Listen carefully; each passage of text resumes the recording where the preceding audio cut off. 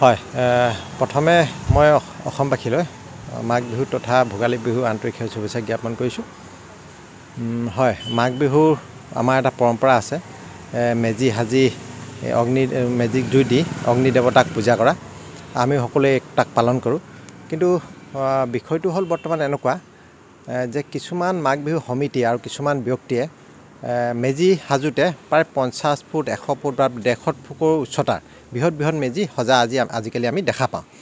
কিন্তু আমি ভাবোঁ যে এই বিষয়টোৰ পৰা আমি প্ৰতিযোগিতামূলক যিটো মেজি সাজে সেই তাৰ পৰা আমি বিৰত থাকিব লাগে।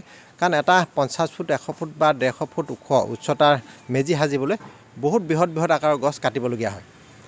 কাৰণ আমি ইয়াক বিৰোধিতা কৰোঁ এই কাৰণে, কাৰণ বৰ্তমান সময়ত যি বায়ু প্ৰদূষণ বা গোলকীয় উষ্ণতা দিনক দিনে যি বৃদ্ধি পাইছে, এই সমস্যাবোৰ দিনক দিনে বৃদ্ধি হৈ আহিছে।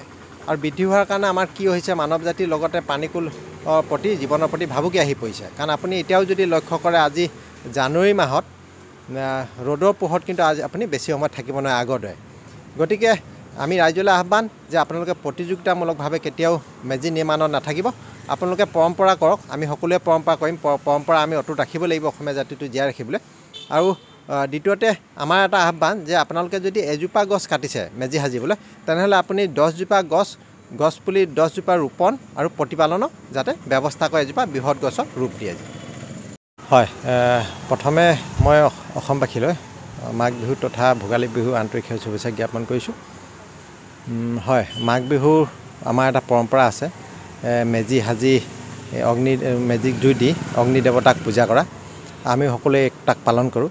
কিন্তু বিষয়টো হ'ল বৰ্তমান এনেকুৱা যে কিছুমান মাঘ বিহু সমিতি আৰু কিছুমান ব্যক্তিয়ে মেজি সাজোঁতে প্ৰায় 50 ফুট 100 ফুট বা 150 ফুটৰ উচ্চতাৰ বৃহৎ মেজি সজা আজিকালি আমি দেখা পাওঁ। কিন্তু আমি ভাবোঁ যে এই বিষয়টোৰ পৰা আমি প্ৰতিযোগিতামূলক যিটো মেজি সাজে সেই তাৰ পৰা আমি বিৰত থাকিব লাগে। কাৰণ এটা 50 ফুট 100 ফুট বা 150 ফুট উচ্চতাৰ মেজি সাজিবলৈ বহুত বৃহৎ আকাৰৰ গছ কাটিবলগীয়া হয়। কাৰণ আমি ইয়াক বিৰোধিতা কৰোঁ এই কাৰণে, কাৰণ বৰ্তমান সময়ত যি বায়ু প্ৰদূষণ বা গোলকীয় উষ্ণতা দিনক দিনে যি বৃদ্ধি পাইছে, এই সমস্যাবোৰ দিনক দিনে বৃদ্ধি হৈ আহিছে।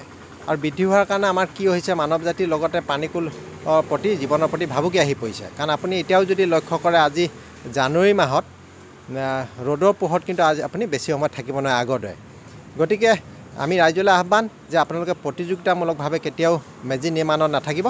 আপোনালোকে পৰম্পৰা কৰক, আমি সকলোৱে পৰম্পৰা কৰিম, পৰম্পৰা আমি অটুট ৰাখিব লাগিব অসমীয়া জাতিটো জীয়াই ৰাখিবলৈ। আৰু দ্বিতীয়তে আমাৰ এটা আহ্বান যে আপোনালোকে যদি এজোপা গছ কাটিছে মেজি সাজিবলৈ, তেনেহ'লে আপুনি 10জোপা গছ পুলি 10জোপা ৰোপণ আৰু প্ৰতিপালনৰ যাতে ব্যৱস্থা কৰে, এজোপা বৃহৎ গছৰ ৰূপ দিয়ে।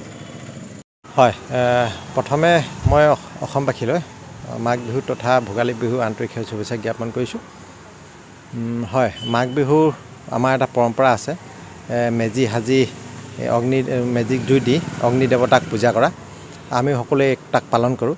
কিন্তু বিষয়টো হ'ল বৰ্তমান এনেকুৱা যে কিছুমান মাঘ বিহু সমিতি আৰু কিছুমান ব্যক্তিয়ে মেজি সাজোঁতে প্ৰায় 50 ফুট 100 ফুট বা 150 ফুটৰ উচ্চতাৰ বৃহৎ মেজি সজা আজিকালি আমি দেখা পাওঁ। কিন্তু আমি ভাবোঁ যে এই বিষয়টোৰ পৰা আমি প্ৰতিযোগিতামূলক যিটো মেজি সাজে সেই তাৰ পৰা আমি বিৰত থাকিব লাগে। কাৰণ এটা 50 ফুট 100 ফুট বা 150 ফুট উচ্চতাৰ মেজি সাজিবলৈ বহুত বৃহৎ আকাৰৰ গছ কাটিবলগীয়া হয়। কাৰণ আমি ইয়াক বিৰোধিতা কৰোঁ এই কাৰণে, কাৰণ বৰ্তমান সময়ত যি বায়ু প্ৰদূষণ বা গোলকীয় উষ্ণতা দিনক দিনে যি বৃদ্ধি পাইছে, এই সমস্যাবোৰ দিনক দিনে বৃদ্ধি হৈ আহিছে। আৰু বৃদ্ধি হোৱাৰ কাৰণে আমাৰ কি হৈছে, মানৱ জাতিৰ লগতে প্ৰাণীকুল প্ৰতি জীৱনৰ প্ৰতি ভাবুকি আহি পৰিছে। কাৰণ আপুনি এতিয়াও যদি লক্ষ্য কৰে, আজি জানুৱাৰী মাহত ৰ'দৰ পোহৰত কিন্তু আজি আপুনি বেছি সময় থাকিব নোৱাৰে আগৰ দৰে। গতিকে আমি ৰাইজলৈ আহ্বান যে আপোনালোকে প্ৰতিযোগিতামূলকভাৱে কেতিয়াও মেজি নিৰ্মাণত নাথাকিব। আপোনালোকে পৰম্পৰা কৰক, আমি সকলোৱে পৰম্পৰা কৰিম, পৰম্পৰা আমি অটুট ৰাখিব লাগিব অসমীয়া জাতিটো জীয়াই ৰাখিবলৈ। আৰু দ্বিতীয়তে আমাৰ এটা আহ্বান যে আপোনালোকে যদি এজোপা গছ কাটিছে মেজি সাজিবলৈ, তেনেহ'লে আপুনি 10জোপা গছ পুলি 10জোপা ৰোপণ আৰু প্ৰতিপালনৰ যাতে ব্যৱস্থা কৰে, এজোপা বৃহৎ গছৰ ৰূপ দিয়ে।